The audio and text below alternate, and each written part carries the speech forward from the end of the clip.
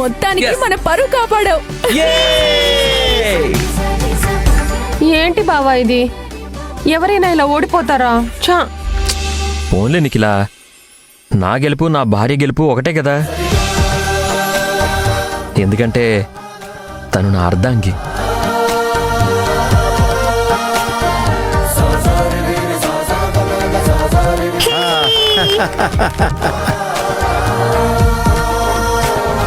నా మాట కూడా అదే. నేను మీ అర్ధాంగినైనప్పుడు మీ గెలుపు కూడా నా గెలుపే అని ఎందుకు చూపించాలి? నేను గెలవకపోయినా మీ గెలుపులో నాకు సగం వాటా ఉంటుంది కదా, నాకు అది చాలు. అంటే ఉంగరం దొరికింది హరిక.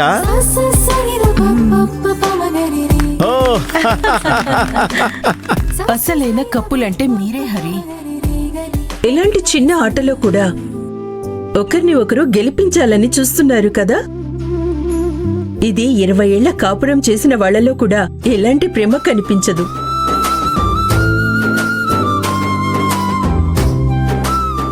భార్యాభర్తలు ఒకరి కోసం ఒకరు ఓడిపోవడానికి సిద్ధంగా ఉన్నప్పుడే ఆ సంసారం నెగ్గుకు రావచ్చు. ఆ దాంపత్యం కూడా అద్భుతంగా ఉంటుంది. కరెక్ట్గా చెప్పారు వదినా. భార్యాభర్తల మధ్య నేనే కరెక్ట్ అనే అహంభావం ఉంటే ఆ కాపురం కూలిపోవడంలో అనుమానమే లేదు. కానీ మన లక్ష్మీ హరిలు ఏ రోజు అలా కనిపించలేదు. అవును, ఈ కాలంలో ఒక్క మాటన్నా పడరు. కొంచెం గొడవ సీరియస్ అయినా విడాకులని ఒక్క మాటతో తమ దాంపత్య జీవితాన్ని కూల్చేసుకుంటున్నారు. ఇలాంటి రోజుల్లో కూడా మన హరి లక్ష్మిని చూస్తుంటే నాకు చాలా సంతోషంగా ఉంది. ఇంత అన్యోన్యంగా ఒకరి కోసం ఒకరు బతికే జంటని నేనింతవరకు చూడలేదు.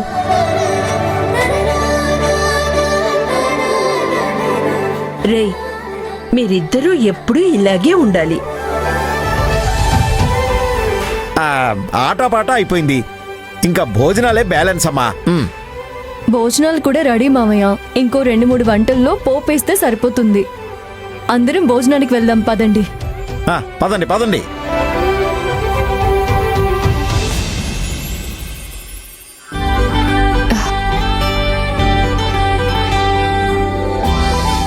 వంట చేయడం అయితే అయిపోయింది. ఈ రసంకి పోపేస్తే సరిపోతుంది. తర్వాత అందరం కలిసి భోజనం చేసేయచ్చు. ఇప్పుడు ముందు పోపుకి రెడీ చేయాలి.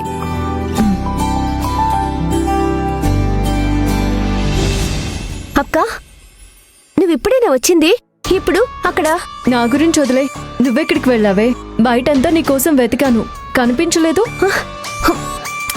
నేనెక్కడికి వెళ్ళలేదక్కా. ముందు నేను చెప్పేది విను. అప్పటి నుంచి ఏదో మాట్లాడాలి అంటున్నావు. నేనెక్కడికి వెళ్ళను. నువ్వు ముందు భోజనం చేయి, తర్వాత మాట్లాడుకుందాం. లక్ష్మి, ఒకసారి ఇలా రామ్మా. అత్తయ్య వస్తున్నా. అఖిల, ఈ పోపు రసంలో వేసే. అయ్యో అక్క, ముందు నేను చెప్పేది విను ప్లీజ్. ఏంటి చిన్నపిల్లలాగా? అక్కడ పెద్దత్తయ్య పిలుస్తుంది, వెళ్ళకపోతే ఏమనుకుంటారు చెప్పు. నువ్వు ముందు నేను చెప్పిన పని చేయి, నేను ఇప్పుడే వస్తాను. అయ్యో అక్క, అక్క నేను చెప్పేది వినక్క.